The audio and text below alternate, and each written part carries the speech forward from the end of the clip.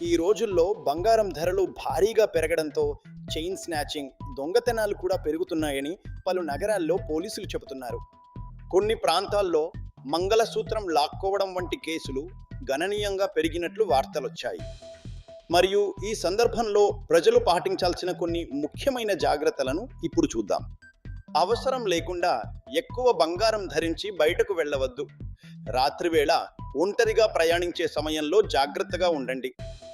బైక్పై అనుమానాస్పదంగా తిరిగే వారిని గమనించండి.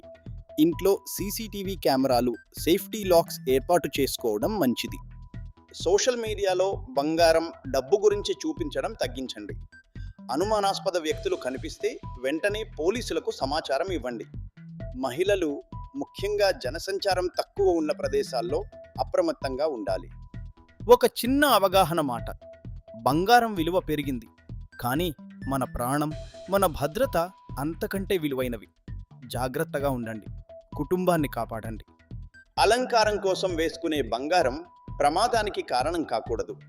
అప్రమత్తతే రక్షణ.